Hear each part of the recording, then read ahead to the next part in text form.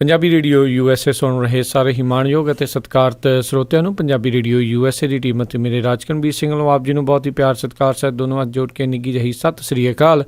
ਸਭ ਨੂੰ ਜੀਆਂ ਨੂੰ ਆਖਦੇ ਹਾਂ। ਸੋ ਤੋਂ ਪ੍ਰੋਗਰਾਮ ਖਬਰ 'ਤੇ ਨਜ਼ਰ ਦੇ ਵਿੱਚ ਆਪ ਸਭ ਦਾ ਸਵਾਗਤ ਹੈ। ਪ੍ਰੋਗਰਾਮ ਖਬਰ 'ਤੇ ਨਜ਼ਰ ਜੋ ਕਿ ਹਰ ਰੋਜ਼ ਤੁਹਾਡੇ ਲਈ ਸਵੇਰ ਅਤੇ ਸ਼ਾਮ ਨੂੰ ਜਿਹੜਾ ਜੀ ਲੈ ਕੇ ਆਉਂਦੇ ਹਾਂ। ਅਤੇ ਹੁਣ ਸ਼ਾਮ ਦਾ ਜਿਹੜਾ ਇਹ ਪ੍ਰੋਗਰਾਮ ਆ ਉਸ ਦੇ ਵਿੱਚ ਸਾਡੇ ਨਾਲ ਜੁੜ ਚੁੱਕੇ ਨੇ ਪਟਿਆਲਾ ਸਟੂਡੀਓਜ਼ ਤੋਂ ਬਲਤੇਜ ਪੰਨੂ ਜੀ। ਬਲਤੇਜ ਪੰਨੂ ਜੀ, ਨਿੱਘੀ ਜੀ ਆਇਆਂ ਨੂੰ ਪਿਆਰ ਭਰੀ ਸਤਿ ਸ੍ਰੀ ਅਕਾਲ। ਸਤਿ ਸ਼੍ਰੀ ਅਕਾਲ ਜੀ, ਧੰਨਵਾਦ ਜੀ, ਬਹੁਤ ਮਿਹਰਬਾਨੀ।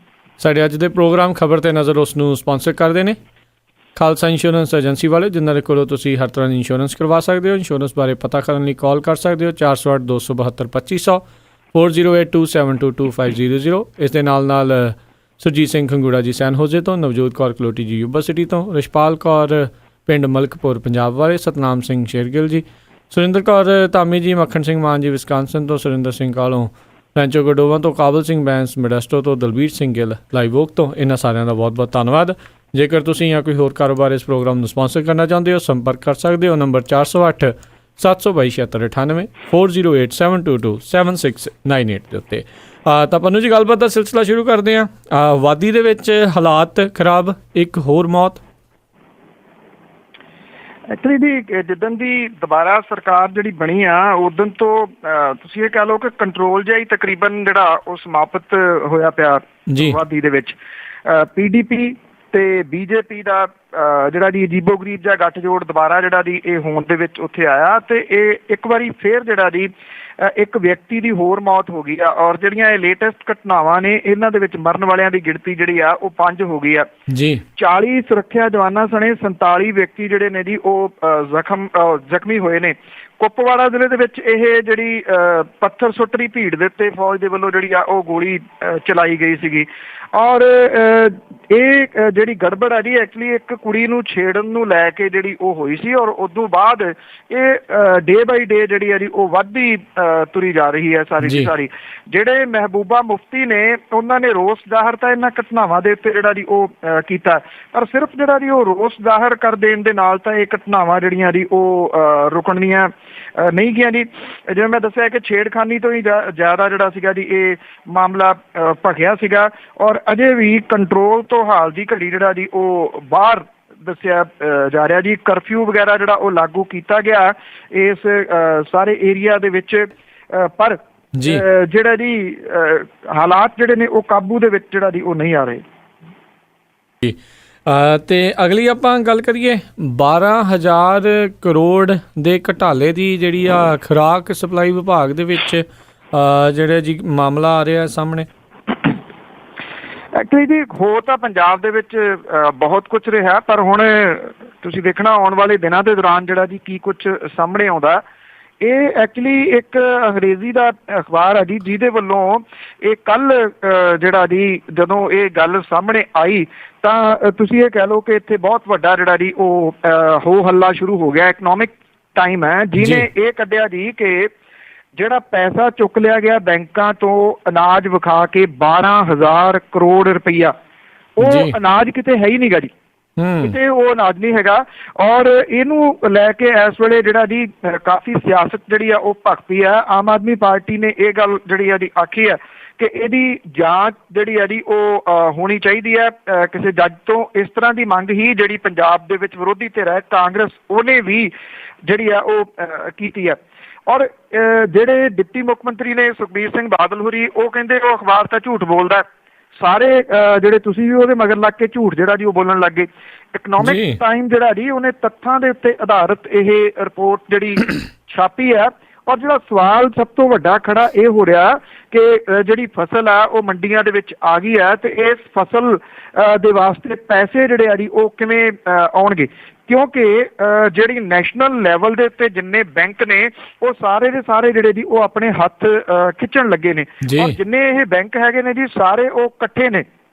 RBI ਦੇ ਵੱਲੋਂ ਜਿਹੜਾ ਕੈਸ਼ ਕ੍ਰੈਡਿਟ ਲਿਮਿਟ ਹੈ ਉਹਨੂੰ ਪ੍ਰਵਾਨਗੀ ਨਹੀਂ ਦਿੱਤੀ ਗਈ। ਔਰ ਹੁਣ ਜਦੋਂ 12,000 ਕਰੋੜ ਰੁਪਈਏ ਦਾ ਇੱਕ ਘਪਲਾ ਜਿਹੜਾ ਜੀ ਸਾਹਮਣੇ ਆ ਗਿਆ, ਤੇ ਇਹ ਪ੍ਰਵਾਨਗੀ ਮਿਲਣ ਦੇ ਆਸਾਰ ਜਿਹੜੇ ਨੇ ਉਹ ਘਟ ਗਏ ਨੇ, ਚੁਫੇਰਿਓਂ ਘਿਰੀ ਜਿਹੜੀ ਸਰਕਾਰ ਹੈ ਜੀ ਉਹਦੇ ਕੋਲੇ ਇਹਦਾ ਕੋਈ ਜਵਾਬ ਨਹੀਂ ਹੈਗਾ।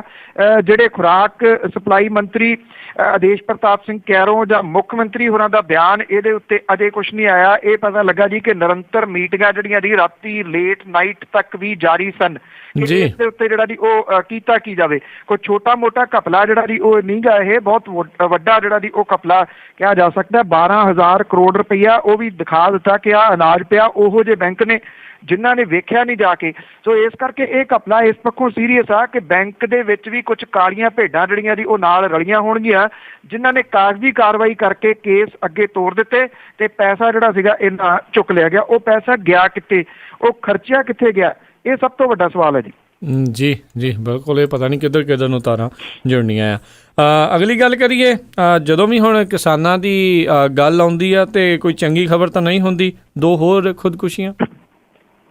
ਰੋਜ਼ ਦੀ ਖਬਰ ਇਹ ਤਾਂ ਹੈ ਜੀ। ਮੈਂ ਵੈਸੇ ਪਿਛਲੇ ਕਈ ਹਫ਼ਤਿਆਂ ਤੋਂ ਕਦੀ ਇਹ ਨਹੀਂ ਦੇਖਿਆ ਜੀ ਕਿ ਜਿਹੜੇ ਅਖਬਾਰਾਂ ਦੇ ਮੁੱਖ ਪੰਨੇ ਨੇ ਉਹਦੇ ਉੱਤੇ ਖਬਰ ਨਾ ਹੋਵੇ ਕਿਸੇ ਕਿਸਾਨ ਦੀ ਜਿਹੜੀ ਆ ਜੀ ਉਹ ਖੁਦਕੁਸ਼ੀ ਦੀ। ਇਹ ਨਿਰੰਤਰ ਜਿਹੜਾ ਜੀ ਉਹ ਜਾਰੀ ਨੇ। ਪਤਾ ਨਹੀਂ ਹੌਸਲਾ ਜਿਹੜਾ ਜੀ ਕਿਉਂ ਛੱਡ ਗਿਆ ਇਹ ਕਿਸਾਨ ਜਿਹੜਾ ਕਿ ਵੱਡੀਆਂ ਮੁਸੀਬਤਾਂ ਦੇ ਵਿੱਚ ਨਹੀਂ ਸੀ ਡੋਲਦਾ ਹੁੰਦਾ ਜੀ। ਔਰ ਦੋ ਕਿਸਾਨਾਂ ਨੇ ਮੌਤ ਨੂੰ ਜਿਹੜਾ ਜੀ ਉਹ ਗਲ ਲਾ ਲਿਆ। ਇਹ ਸ਼ੇਰਪੁਰ ਨੇੜੇ ਪਿੰਡ ਈਨਾ ਬਾਜਵਾ ਦਾ ਕਿਸਾਨ ਆ ਜੀ ਹਰਪਾਲ ਸਿੰਘ, ਜਿਹਨੇ ਜ਼ਹਿਰ ਖਾ ਕੇ ਤੇ ਗੋਨੇਆਣਾ ਮੰਡੀ ਦੇ ਨੇੜੇ ਪਿੰਡ ਪੈਂਦਾ ਜੀ ਜੰਡਾਂ ਵਾਲਾ, ਉੱਥੋਂ ਦਾ ਕਿਸਾਨ ਗੁਰਮੇਲ ਸਿੰਘ ਸੀਗਾ ਜਿਹਨੇ ਨਹਿਰ ਦੇ ਵਿੱਚ ਜਿਹੜੀ ਆ ਉਹ ਛਾਲ ਮਾਰ ਕੇ ਆਪਣੀ ਜਾਨ ਜਿਹੜੀ ਆ ਉਹ ਦੇ ਦਿੱਤੀ ਆ। ਈਨਾ ਬਾਜਵਾ ਦੇ ਵਿੱਚ ਇਹ ਜਿਹੜਾ ਕਿਸਾਨ ਸੀਗਾ ਜੀ ਇਹ ਸੇਮ ਪਰਿਵਾਰ ਦੇ ਵਿੱਚ ਜਿਹੜੀ ਆ ਜੀ ਇਹ ਦੂਜੀ ਖੁਦਕੁਸ਼ੀ ਹੈ ਜੀ। ਔਰ ਇੱਕੋ ਪਰਿਵਾਰ ਦੇ ਜਿਹੜੇ ਆ ਜੀ ਇਹ ਦੋ ਜਾਣੇ ਜਿਹੜੇ ਉਹ ਤੁਰ ਗਏ। ਹਰਪਾਲ ਸਿੰਘ 34 ਸਾਲਾਂ ਦਾ ਸੀਗਾ ਜੀ। 3 ਵਿਗੇ ਇਹਦੇ ਕੋਲੇ ਸਾਰੀ ਜ਼ਮੀਨ ਸੀਗੀ ਤੇ ਠੇਕੇ ਵਟਾਈ ਦੇ ਉੱਤੇ ਜ਼ਮੀਨ ਲੈ ਕੇ ਉਹ ਖੇਤੀ ਜਿਹੜੀ ਉਹ ਕਰਦਾ ਸੀਗਾ। ਕਾਰਨ ਕੀ ਹੈ ਜੀ? ਉਹੀ ਕਾਰਨ ਹੈ ਜਿਹੜਾ 3 ਲੱਖ ਰੁਪਏ ਦਾ ਕਰਜ਼ਾ ਜਿਹੜਾ ਜੀ ਉਹ ਉਤਾਰਨ ਤੋਂ ਅਸਮਰੱਥ ਜਿਹੜਾ ਸੀਗਾ। ਉਹਦੇ ਪਿੱਛੇ ਵਿਧਵਾ ਔਰਤ ਹੁਣ ਤੇ 2 ਬੱਚੇ ਜਿਹੜੇ ਨੇ ਉਹ ਰਹਿ ਗਏ ਨੇ। ਉਹਨਾਂ ਦੀ ਟੇਕ ਕੇਅਰ ਕੌਣ ਕਰੂਗਾ ਕੁਛ ਨਹੀਂ ਪਤਾ। ਗੋਨੇਆਣਾ ਮੰਡੀ ਦੇ ਵਿੱਚ ਪਿੰਡ ਜੰਡਾਂ ਵਾਲਾ ਦਾ ਜਿਹੜਾ ਗੁਰਮੇਲ ਸਿੰਘ ਸੀਗਾ 40 ਸਾਲਾਂ ਦਾ, ਉਹ ਵੀ ਆਰਥਿਕ ਤੰਗੀ ਦਾ ਜਿਹੜਾ ਸੀਗਾ ਉਹ ਸ਼ਿਕਾਰ ਸੀਗਾ। ਔਰ ਉਹਨੇ ਜਿਹੜਾ ਸੀਗਾ ਜੀ ਨਹਿਰ ਦੇ ਵਿੱਚ ਜਿਹੜੀ ਆ ਛਾਲ ਮਾਰੀ। ਬਠਿੰਡਾ ਫਿਰੋਜ਼ਪੁਰ ਪੈਸੇਂਜਰ ਰੇਲ ਗੱਡੀ ਆ ਕੇ ਉਹਨੇ ਖੁਦਕੁਸ਼ੀ ਜਿਹੜੀ ਹੈ ਜੀ ਉਹ ਕੀਤੀ ਆ। ਬਾਅਦ ਦੇ ਵਿੱਚ ਉਹਦੀ ਡੈਡ ਬੋਡੀ ਜਿਹੜੀ ਸੀ ਉਹ ਨਹਿਰ ਦੇ ਵਿੱਚ ਥੱਲੇ ਡਿੱਗ ਪਈ ਕਿਉਂਕਿ ਜਿਹੜਾ ਬ੍ਰਿਜ ਸੀਗਾ ਜੀ ਉਹਦੇ ਉੱਤੇ ਜਾ ਕੇ ਉਹਨੇ ਛਾਲ ਜਿਹੜੀ ਆ ਉਹ ਮਾਰੀ ਹੈ। ਔਰ ਉਹ ਕਿਉਂਕਿ ਖਰਚਾ ਨਹੀਂ ਸੀ ਚੱਲਦਾ, ਇੱਕ ਸਕੂਲ ਦੀ ਵੈਨ ਵੀ ਜਿਹੜੀ ਆ ਉਹ ਚਲਾਉਂਦਾ ਸੀਗਾ, ਫਿਰ ਵੀ ਰੋਟੀ ਪਾਣੀ ਬੱਚਿਆਂ ਦਾ ਨਹੀਂ ਸੀ ਚੱਲ ਰਿਹਾ ਜੀ। ਔਰ ਉਹ ਵਿਅਕਤੀ ਜਿਹੜਾ ਜੀ ਉਹ ਖੁਦਕੁਸ਼ੀ ਕਰ ਗਿਆ। ਹੁਣ ਸਵਾਲਾਂ ਦਾ ਸਵਾਲ ਇਹ ਹੈ ਜੀ ਕਿ ਰੋਜ਼ ਖਬਰਾਂ ਆਪਾਂ ਵੀ ਸਾਂਝੀਆਂ ਕਰਦੇ ਹਾਂ, ਚਾਰ ਚੁਫੇਰੇ ਰੌਲਾ ਵੀ ਪੈਂਦਾ, ਕਿਹੜੇ ਤਰੀਕੇ ਦੇ ਨਾਲ ਜਿਹੜਾ ਕਿਸਾਨ ਆ ਪੰਜਾਬ ਦਾ ਉਹਨੂੰ ਹੌਸਲਾ ਦਿੱਤਾ ਜਾਵੇ। ਹੌਸਲਾ ਦੇਣ ਦੇ ਵਾਸਤੇ ਵੀ ਅਸਲ ਦੇ ਵਿੱਚ ਕੁਝ ਕੋਲੇ ਚਾਹੀਦਾ ਜੀ ਕਿ ਇੰਨੇ ਕੁ ਦਿਨ ਤੁਸੀਂ ਅਟਕ ਜਾਓ, ਜਦੋਂ ਅੱਗੇ ਅਜੇ ਕੁਝ ਦਿਸ ਨਹੀਂ ਰਿਹਾ। ਇਸ ਕਰਕੇ ਕਿਹੜੇ ਅੱਖਰਾਂ ਦੇ ਨਾਲ, ਕਿਹੜੇ ਸ਼ਬਦਾਂ ਦੇ ਨਾਲ ਉਹਨਾਂ ਨੂੰ ਹੌਸਲਾ ਦਿੱਤਾ ਜਾਵੇ ਜੀ। ਜੀ ਤੇ ਕਿਸਾਨੀ ਨਾਲ ਜੁੜੀ ਜੇ ਆਪਾਂ ਅਗਲੀ ਗੱਲ ਕਰੀਏ, ਕਣਕ ਦਾ ਝਾੜ ਤਾਂ ਚੰਗਾ ਹੋਇਆ ਆ ਪਰ ਮੰਡੀਆਂ 'ਚ ਕਣਕ ਰੋਲੀ ਰਹੀ ਆ। ਐਕਚੁਅਲੀ ਜੀ ਬਿਲਕੁਲ ਇਹ ਥੋੜ੍ਹੀ ਜਿਹੀ ਚੰਗੀ ਖਬਰ ਜਿਹੜੀ ਕਿਸਾਨਾਂ ਦੇ ਵਾਸਤੇ ਇਹ ਆ ਜੀ ਕਿ ਐਤਕੀ ਕਣਕ ਦਾ ਝਾੜ ਜਿਹੜਾ ਜੀ ਬੇਸ਼ੱਕ ਹਨੇਰੀਆਂ ਦੇ ਨਾਲ ਜਿਹੜੀ ਕਣਕ ਲੰਮੀ ਪੈ ਗਈ, ਪਰ ਕਿਉਂਕਿ ਪਹਿਲਾਂ ਮੀਂਹ ਵਗੈਰਾ ਪੈਂਦੇ ਰਹੇ ਇਸ ਕਰਕੇ ਕਣਕ ਦਾ ਝਾੜ ਜਿਹੜਾ ਜੀ ਉਹ ਠੀਕ ਇਸ ਵਾਰੀ ਆ ਰਿਹਾ, ਪਿਛਲੀ ਵਾਰੀ ਦੇ ਨਾਲੋਂ ਜਿਹੜਾ ਜੀ ਉਹ ਜ਼ਿਆਦਾ। ਹੁਣ ਜਿਹੜੀ ਆ ਜੀ ਕਣਕ ਦੀ ਕਟਾਈ ਬਿਲਕੁਲ ਤੇਜ਼ ਹੈ, ਇਸ ਵੇਲੇ ਸਿਖਰ ਦੇ ਉੱਤੇ ਹੈ। ਥਾਂ ਦੇ ਉੱਤੇ ਕੰਬਾਈਨਾਂ ਜਿਹੜੀਆਂ ਜੀ ਉਹ ਚੱਲ ਰਹੀਆਂ ਨੇ। ਚਿੱਟੇ ਮੱਛਰ ਦੀ ਭੰਨੀ ਕਿਸਾਨੀ ਜਿਹੜੀ ਆ ਜੀ ਉਹ ਕਣਕ ਦੇ ਤੋਂ ਉਹਦੀ ਇੱਕ ਆਸ ਜਿਹੜੀ ਆ ਜੀ ਉਹ ਲੱਗੀ ਆ। ਪੰਜਾਬ ਦੇ ਵਿੱਚ ਐਤਕੀ 35 ਲੱਖ ਹੈਕਟੇਅਰ ਰਕਬੇ ਦੇ ਵਿੱਚ ਕਣਕ ਦੀ ਬਿਜਾਈ ਹੋਈ ਸੀਗੀ। ਕਣਕ ਦਾ ਝਾੜ ਪਰ ਏਕੜ ਜਿਹੜਾ 18 ਤੋਂ 20 ਕੁਇੰਟਲ ਦੇ ਕਰੀਬ ਆ ਰਿਹਾ, ਜਿਹੜਾ ਕਿ ਪਿਛਲੇ ਵਾਰੇ 15 ਤੋਂ 16 ਕੁਇੰਟਲ ਦੇ ਨੇੜੇ ਤੇੜੇ ਸੀਗਾ।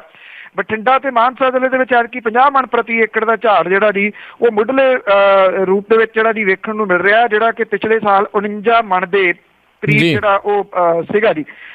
ਇਹ ਦੱਸਿਆ ਜਾ ਰਿਹਾ ਜੀ ਕਿ ਜਿਹੜੇ ਪਿਛਲੇ ਰਿਕਾਰਡ ਨੇ ਉਹ ਟੁੱਟ ਸਕਦੇ ਨੇ ਜਿਹੜੇ ਕਣਕ ਦੇ। ਔਰ ਇਹ ਰਿਕਾਰਡ ਜਿਹੜੇ ਜੀ ਉਹ ਟੁੱਟਣਗੇ, ਪਰ ਕਿਵੇਂ ਟੁੱਟਣਗੇ? ਕਿਉਂਕਿ ਜਿਹੜਾ ਦੂਜਾ ਪੱਖ ਜਿਹੜਾ ਆਪਾਂ ਪਹਿਲਾਂ ਜਿਹੜਾ ਕਰਕੇ ਹਟੇ ਆ 12,000 ਕਰੋੜ ਰੁਪਈਏ ਦੇ ਘਪਲੇ ਵਾਲਾ, ਉਹ ਜਿਹੜਾ ਜੀ ਖੜਾ ਇਸ ਵੇਲੇ ਅਜਗਰ ਉੱਤੇ ਕਿ ਕਿਵੇਂ ਪੈਸੇ ਜਿਹੜੇ ਆ ਉਹ ਕਿਵੇਂ ਆਉਣੇ ਆ। ਜੋ ਕੁਝ ਕੀਤਾ ਹੈ ਤੇ ਪਲਾਸਟਿਕ ਦੇ ਉੱਤੇ ਪਾਬੰਦੀ ਆ ਜੀ ਪੰਜਾਬ ਦੇ ਵਿੱਚ। ਔਰ ਤੁਸੀਂ ਹੁਣ ਕਿਸੇ ਸਟੋਰ ਤੋਂ ਪਲਾਸਟਿਕ ਦਾ ਲਿਫਾਫਾ ਜਿਹੜਾ ਜੀ ਉਹ ਨਹੀਂ ਲੈ ਸਕਦੇ, ਕਿਉਂਕਿ ਜਿਹੜੇ ਲਿਫਾਫਾ ਲਈ ਜਾਂਦੇ ਲੋਕ ਨੇ ਉਹਨਾਂ ਨੂੰ ਵੀ ਜਿਹੜਾ ਜੀ ਚਲਾਨ ਕੀਤੇ ਗਏ। ਇੱਥੇ ਪਟਿਆਲੇ ਦੇ ਵਿੱਚ ਵੀ ਲੋਕਾਂ ਦੇ ਜਿਹਨੇ ਇੱਕ ਲਿਫਾਫਾ ਫੜਿਆ ਹੋਇਆ, ਸਰਕਾਰ ਨੇ ਪਾਬੰਦੀ ਲਾਈ ਆ। ਪਰ ਦੂਜਾ ਪੱਖ ਦੇਖੋ ਜੀ, ਇੱਥੇ ਪਟਿਆਲੇ ਦੇ ਵਿੱਚ ਹੀ ਜਿਹੜਾ ਬਾਰਦਾਨਾ ਹੈ ਉਹ ਪਲਾਸਟਿਕ ਦੀਆਂ ਬੋਰੀਆਂ ਸਰਕਾਰ ਨੇ ਲਈਆਂ ਜੀ। ਆਪ ਜਿਹੜਾ ਜੀ ਉਹਨਾਂ ਪਲਾਸਟਿਕ ਦੀਆਂ ਬੋਰੀਆਂ ਦੇ ਵਿੱਚ ਕਣਕ ਜਿਹੜੀ ਉਹ ਪਾ ਰਹੀ ਹੈ ਤੇ ਲੋਕਾਂ ਨੂੰ ਇੱਕ ਲਿਫਾਫੇ ਦੇ ਉੱਤੇ ਵੀ ਚਲਾਨ ਜਿਹੜੇ ਉਹ ਕੱਟੇ ਜਾ ਰਹੇ ਜੀ। ਇਹ ਤਾਂ ਦੋਹਰੇ ਮਾਪਦੰਡ ਤਾਂ ਸ਼ੁਰੂ ਤੋਂ ਹੀ ਚੱਲੀ ਜਾ ਰਹੇ ਨੇ। ਅਗਲੀ ਗੱਲ ਕਰੀਏ, ਦਿੱਲੀ 'ਚ ਔਡ ਈਵਨ ਫਾਰਮੂਲਾ ਫੇਰ ਸ਼ੁਰੂ, ਕਈ ਚਲਾਨ। ਬਿਲਕੁਲ ਜੀ, ਐਕਚੁਅਲੀ ਇਹ ਕਿਉਂਕਿ ਵਿਸ਼ਵ ਪੱਧਰ ਦੇ ਉੱਤੇ ਚਰਚਾ ਹੋਇਆ ਸੀ ਜਦੋਂ ਪਹਿਲੀ ਵਾਰੀ ਇਹ ਔਡ ਈਵਨ ਆਇਆ ਸੀਗਾ, ਔਰ ਉਦੋਂ ਲੋਕੀ ਕਹਿੰਦੇ ਸੀਗੇ ਚੱਲਣਾ ਨੀਗਾ, ਪਰ ਉਹਨੂੰ ਸਫਲਤਾ ਦੇ ਨਾਲ ਚਲਾ ਕੇ ਜਿਹੜਾ ਜੀ ਉਹ ਵਿਖਾ ਦਿੱਤਾ ਸੀਗਾ ਲੋਕਾਂ ਨੇ।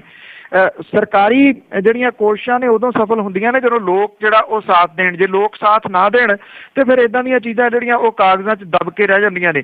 ਉਦੋਂ ਵੀ ਲੋਕਾਂ ਨੇ ਜਿਹੜਾ ਸਾਥ ਦਿੱਤਾ ਸੀਗਾ, ਹੁਣ ਵੀ ਲੋਕ ਜਿਹੜੇ ਨੇ ਉਹ ਸਾਥ ਦੇ ਰਹੇ ਨੇ। ਪਰ ਅਸਲ ਪਰਖ ਜਿਹੜੀ ਹੈ ਜੀ ਉਹ ਸੋਮਵਾਰ ਨੂੰ ਹੋਊਗੀ, ਕਿਉਂਕਿ ਕੱਲ ਛੁੱਟੀ ਸੀ ਜਦੋਂ ਇਹ ਲਾਗੂ ਹੋਇਆ, ਕਾਰਾਂ ਘੱਟ ਸੀਗੀਆਂ।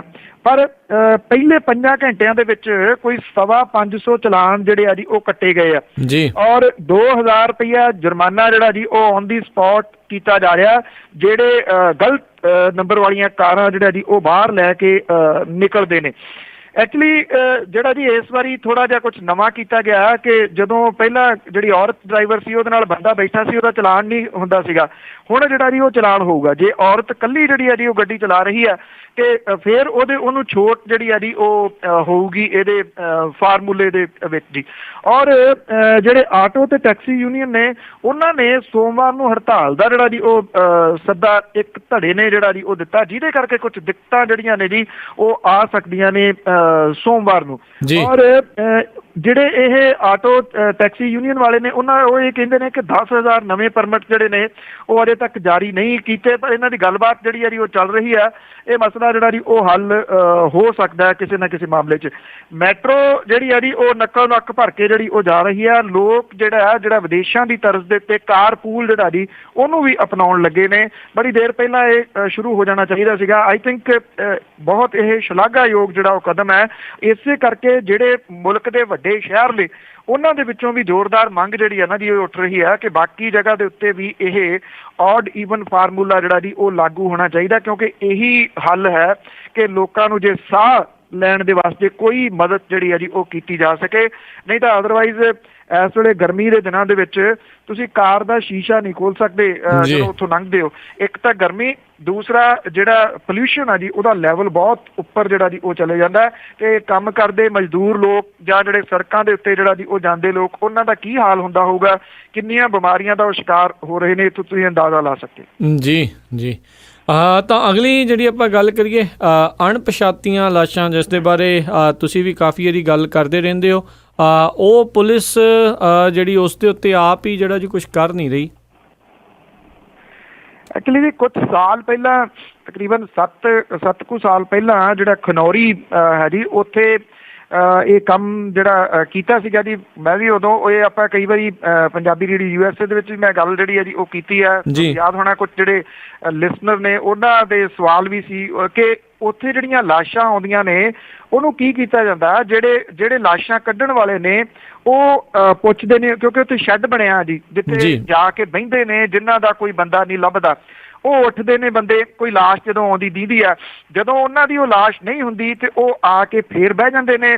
ਜਿਹੜੇ ਲਾਸ਼ ਕੱਢਣ ਵਾਲੇ ਨੇ, ਜਿਹੜੇ ਥੋੜੇ ਪੈਸੇ ਲੈਂਦੇ ਨੇ, ਜਦੋਂ ਉਹਨਾਂ ਨੂੰ ਦੀਂਦਾ ਕਿ ਇਹਦਾ ਕੋਈ ਇੱਥੇ ਵਾਲੀ ਵਾਰਸ ਨਹੀਂ ਹੈਗਾ ਤੇ ਉਹ ਕੀ ਕਰਦੇ ਨੇ, ਗਾਂਹ ਕੱਢ ਦਿੰਦੇ ਨੇ ਲਾਸ਼ ਨੂੰ। ਫਿਰ ਇਹ ਮਾਮਲਾ ਇੱਕ ਵਾਰੀ ਫੇਰ ਜਿਹੜਾ ਜੀ ਉਹ ਭਖਿਆ, ਕਿਉਂਕਿ ਸਾਬਕਾ ਵਿਧਾਇਕ ਨੇ ਜੀ ਤੇ ਦਮਨ ਵਿਰੋਧੀ ਲਹਿਰ ਦੇ ਕਨਵੀਨਰ ਨੇ ਇੰਦਰਜੀਤ ਸਿੰਘ ਜੇਜੀ, ਉਹਨਾਂ ਨੇ ਹੁਣ ਵੀਡੀਓ ਜਿਹੜਾ ਜੀ ਬਣਾ ਕੇ ਮੀਡੀਆ ਦੇ ਸਾਹਮਣੇ ਜਾਰੀ ਕੀਤਾ ਤੇ ਇਹ ਸਵਾਲ ਜਿਹੜੇ ਫੇਰ ਵੱਡੇ ਜਿਹੜੇ ਜੀ ਉੱਠ ਕੇ ਖੜੇ ਹੋ ਗਏ ਕਿ ਇੰਨੀਆਂ ਲਾਸ਼ਾਂ ਜਿਹੜੀਆਂ ਆ ਰਹੀਆਂ ਨੇ ਉਹ ਕਿਹਦੀਆਂ ਨੇ ਜੀ। ਲਾਸ਼ਾਂ ਆਉਂਦੀਆਂ ਨੇ, 2 ਵੀਡੀਓ ਦੇ ਵਿੱਚ ਦਿਖਾਈਆਂ ਗਈਆਂ, ਕੁੜੀ ਤੇ ਮੁੰਡੇ ਦੇ ਹੱਥ ਬੰਨੇ ਹੋਏ ਨੇ, ਦੋਨੋਂ ਡੁੱਬੇ ਨੇ, ਖੁਦਕੁਸ਼ੀ ਤਾਂ ਕਰ ਨਹੀਂ ਸਕਦੇ ਹੱਥ ਬੰਨ ਕੇ। ਇਹਦਾ ਮਤਲਬ ਉਹਨਾਂ ਨੂੰ ਜਿਹੜਾ ਅਣਖ ਦੀ ਖਾਤਰ ਕਤਲ ਕਰਨ ਵਾਲੇ ਉਹਨਾਂ ਨੇ ਕੀਤਾ। ਉਹ ਕਿਹਦੀਆਂ ਲਾਸ਼ਾਂ ਨੇ ਕਿਸੇ ਨੂੰ ਕੁਝ ਨਹੀਂ ਪਤਾ।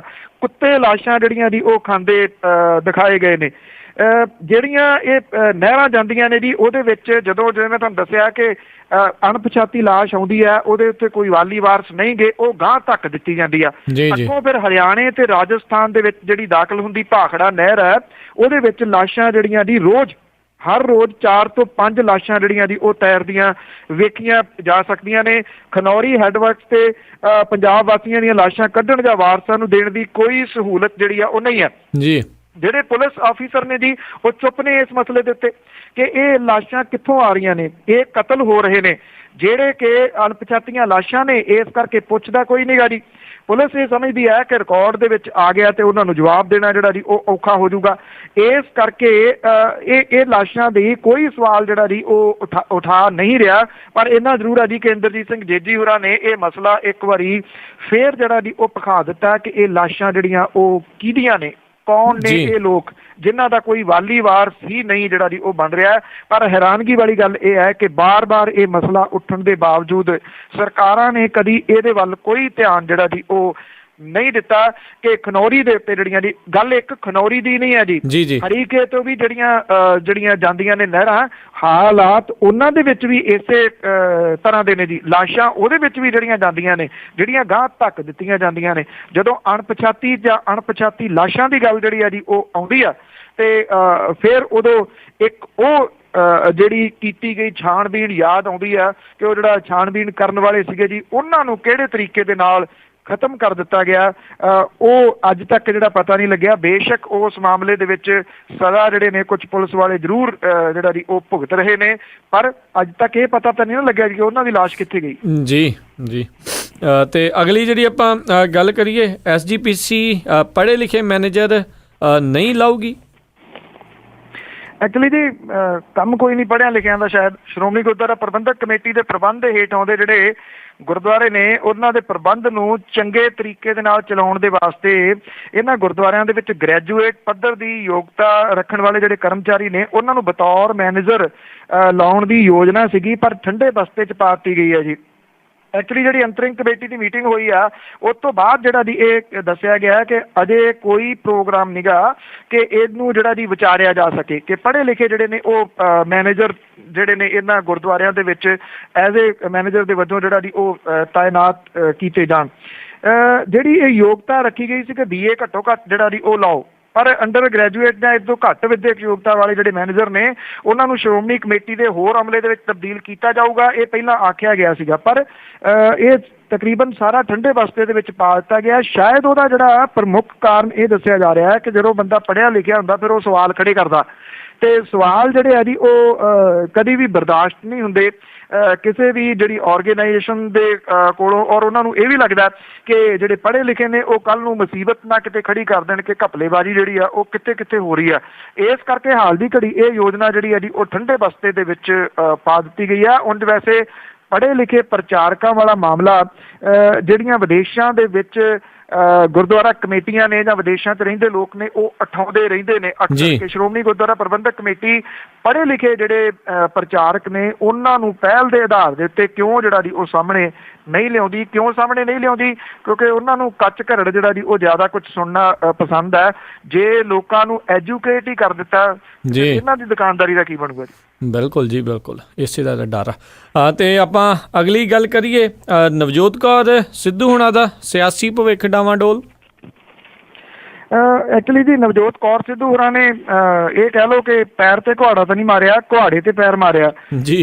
ਜਦੋਂ ਪਿਛਲੇ ਦਿਨਾਂ ਦੇ ਵਿੱਚ ਜਿਹੜਾ ਉਹਨਾਂ ਨੇ 1 ਅਪ੍ਰੈਲ ਨੂੰ April ਫੂਲ ਆਪਣਾ ਹੀ ਬਣਾ ਲਿਆ ਸੀਗਾ ਅਸਤੀਫੇ ਵਾਲੀ ਖਬਰ ਤੋਂ ਬਾਅਦ, ਉਦੋਂ ਬਾਅਦ ਤਾਂ ਤਕਰੀਬਨ ਉਹ ਖਬਰਾਂ ਚੋਂ ਗਾਇਬ ਹੋ ਗਏ ਨੇ ਜੀ। ਪੰਜਾਬ ਭਾਜਪਾ ਦਾ ਪ੍ਰਧਾਨ ਬਦਲ ਗਿਆ। ਵਿਜੇ ਸੰਪਲਾ ਹੋਰਾਂ ਨੇ ਆਉਂਦਿਆਂ ਸਾਰੇ ਗੱਲ ਕਹਿਤੀ ਕਿ ਅਕਾਲੀ ਭਾਜਪਾ ਗੱਠਜੋੜ ਜਿਹੜਾ ਜੀ ਜਾਰੀ ਰਹੂਗਾ ਜੀ। ਨਵਜੋਤ ਕੌਰ ਸਿੱਧੂ ਹੋਰੀ ਇਹ ਕਹਿੰਦੇ ਨੇ ਕਿ ਜੇ ਅਕਾਲੀ ਭਾਜਪਾ ਗੱਠਜੋੜ ਜਿਹੜਾ ਜਾਰੀ ਰਹਿੰਦਾ, ਮੈਂ ਤਾਂ ਚੋਣ ਜਿਹੜੀ ਆ ਉਹ ਨਹੀਂ ਲੜਨੀ ਜੀ। ਤੇ ਇਸ ਕਰਕੇ ਉਹ ਫਿਰ ਕਿੱਧਰ ਨੂੰ ਜਾਣਗੇ, ਇਹ ਸਵਾਲ ਹੈ ਜੀ। ਪਹਿਲਾਂ ਇਹ ਗੱਲ ਜ਼ਰੂਰ ਚੱਲਦੀ ਰਹੀ ਆ ਕਿ ਨਵਜੋਤ ਕੌਰ ਸਿੱਧੂ ਹੋਰੀ ਜਿਹੜਾ ਜੀ ਉਹ ਆਮ ਆਦਮੀ ਪਾਰਟੀ ਦੇ ਵਿੱਚ ਸ਼ਾਮਲ ਜਿਹੜਾ ਜੀ ਉਹ ਹੋ ਸਕਦੇ ਨੇ। ਪਰ ਸ਼ੇਰ ਆਇਆ ਵਾਲੀ ਜਿਹੜੀ ਕਹਾਵਤ ਆ ਨਾ ਜੀ, ਉਹ ਸੁਣਨ ਤੋਂ ਬਾਅਦ ਇਸ ਪਾਸੇ ਵੱਲ ਨੂੰ ਵੀ ਲੱਗਦਾ ਜੀ ਕਿ ਉਹਨਾਂ ਦੀ ਤਕਰੀਬਨ ਰਾਜ ਆ ਬੰਦ ਕਰ ਲਿਆ ਉਹਨਾਂ ਨੇ ਆਪਣਾ ਕਿ ਕਿਸੇ ਹੋਰ ਪਾਸੇ ਵੱਲ ਵੀ ਜਿਹੜਾ ਜੀ ਉਹ ਜਾ ਸਕਦੇ ਨੇ। ਨਵਜੋਤ ਕੌਰ ਸਿੱਧੂ ਹੋਰਾਂ ਨੇ ਆਪਣੇ ਫੇਸਬੁੱਕ ਦੇ ਰਾਹੀਂ ਕਿਸੇ ਸਵਾਲ ਦਾ ਜਵਾਬ ਦਿੰਦਿਆਂ ਇਹ ਗੱਲ ਕਹੀ ਹੈ ਕਿ ਭਾਜਪਾ ਵੱਲੋਂ ਚੋਣ ਲੜਨ ਤੋਂ ਇਲਾਵਾ ਭਾਵ ਕਿ ਜੇ ਅਕਾਲੀ ਭਾਜਪਾ ਗੱਠਜੋੜ ਜਾਰੀ ਰਹਿੰਦਾ ਤਾਂ ਉਹ ਕਿਸੇ ਇੱਕ ਨਿੱਜੀ ਜਿਹੜੀ ਸੰਸਥਾ ਹੈ ਜਾਂ NGO ਬਣਾ ਕੇ ਲੋਕਾਂ ਦੇ ਵਾਸਤੇ ਕੰਮ ਕਰਨਗੇ, ਉਹ ਸਿਆਸਤ ਦੇ ਵਿੱਚ ਫਿਰ ਜਿਹੜਾ ਜੀ ਉਹ ਨਹੀਂ ਆਉਣਗੇ। ਹੁਣ ਸਵਾਲਾਂ ਦਾ ਸਵਾਲ ਇਹ ਆ ਕਿ ਕੀ ਬੀਬੀ ਨਵਜੋਤ ਕੌਰ ਸਿੱਧੂ ਹੋਰੀ ਆਪਣੇ ਇਸ ਬਿਆਨ ਦੇ ਉੱਤੇ ਕਾਇਮ ਰਹਿਣਗੇ? ਕਿਉਂਕਿ ਜੇ ਉਹ ਕਾਇਮ ਨਹੀਂ ਰਹਿੰਦੇ ਤੇ ਲੋਕਾਂ ਦੇ ਵਿੱਚ ਵਿਸ਼ਵਾਸ ਤਾਂ ਉਹ ਪਹਿਲਾਂ ਹੀ ਆਪਣਾ ਜਿਹੜਾ ਜੀ ਉਹ ਗਵਾ ਚੁੱਕੇ ਹੋਏ ਨੇ। ਜੇ ਉਹ ਕੱਲ ਨੂੰ ਕਹਿੰਦੇ ਨੇ ਕਿ ਮੈਨੂੰ ਹਾਈ ਕਮਾਂਡ ਨੇ ਹੁਕਮ ਕਰਤਾ, ਜਿਵੇਂ ਹੁਣ ਉਹਨਾਂ ਨੇ ਕਿਹਾ ਸੀਗਾ ਕਿ ਮੈਂ ਅਸਤੀਫਾ ਦੇ ਦਿੱਤਾ ਸੀ, ਹਾਈ ਕਮਾਂਡ ਨੇ ਮੈਨੂੰ ਮਨਾ ਲਿਆ, ਹੁਣ ਜੇ ਕੱਲ ਨੂੰ ਹਾਈ ਕਮਾਂਡ ਕਹਿ ਦੇ ਨਵਜੋਤ ਕੌਰ ਸਿੱਧੂ ਹੋਰਾਂ ਨੂੰ ਨਹੀਂ ਤੁਸੀਂ ਚੋਣ ਲੜਨੀ ਆ, ਕੀ ਫਿਰ ਉਹ ਆਪਣੇ ਫੈਸਲੇ ਦੇ ਉੱਤੇ ਜਿਹੜਾ ਜੀ ਉਹ ਕਾਇਮ ਰਹਿਣਗੇ? ਇਹ ਸਵਾਲਾਂ ਦਾ ਜਿਹੜਾ ਜੀ ਉਹ ਸਵਾਲ ਹੈ ਕਿ ਕੀ ਇਹ ਸਾਰਾ ਕੁਝ ਜਿਹੜਾ ਹੋਊਗਾ ਜਾਂ ਨਹੀਂ। ਹਾਂ, ਇੰਨਾ ਜ਼ਰੂਰ ਹੈ ਜੀ ਕਿ ਉਹਨਾਂ ਨੇ ਆਪਣਾ ਵਿਸ਼ਵਾਸ ਜਿਹੜਾ ਜੀ ਉਹ ਜ਼ਰੂਰ ਗਵਾ ਲਿਆ ਜੀ ਆਪਣੀ ਕੁਝ ਆਪ ਹੁਦਰੀਆਂ ਦੀ ਵਜ੍ਹਾ ਕਰਕੇ, ਨਹੀਂ ਤਾਂ ਅਦਰਵਾਈਜ਼ ਉਹਨਾਂ ਨੂੰ ਬੜਾ ਜਿਹੜਾ ਜੀ ਬਾਕੀ ਜਿਹੜੇ ਰਾਜਨੀਤਿਕ ਨੇ ਉਹਨਾਂ ਨਾਲੋਂ ਵੱਖਰੇ ਤੌਰ ਦੇ ਉੱਤੇ ਰਿਸਪੈਕਟ ਦੇ ਨਾਲ ਦੇਖਿਆ ਜਾਂਦਾ ਸੀਗਾ। ਜੀ ਜੀ ਤੇ ਜੇ ਆਪਾਂ ਅਗਲੀ ਗੱਲ ਕਰ ਲਈਏ ਵੀ ਵਿਜੇ ਮਾਲਿਆ ਹੋਣਾ ਦੇ ਕੇਸ ਦੇ ਵਿੱਚ ਕੀ ਤਾਜ਼ਾ ਸਥਿਤੀ ਹੈਗੀ ਆ? ਉਹਦਾ ਜਿਹੜਾ ਪਾਸਪੋਰਟ ਸੀਗਾ ਜੀ ਉਹ ਮੁਲਤਵੀ ਕਰ ਦਿੱਤਾ ਗਿਆ ਜੀ। ਜਿਹੜੀ ਇਨਫੋਰਸਮੈਂਟ ਡਾਇਰੈਕਟੋਰੇਟ ਹੈ ਉਹਨੇ ਵੀ ਵਿਸ਼ੇਸ਼ ਅਦਾਲਤ ਦੇ ਵਿੱਚ ਪਹੁੰਚ ਕੀਤੀ ਹੈ ਕਿ ਉਹਦੇ ਗੈਰ ਜ਼ਮਾਨਤੀ ਵਾਰੰਟ ਜਿਹੜੇ ਨੇ ਜੀ ਉਹ ਜਾਰੀ ਕੀਤੇ ਜਾਣ।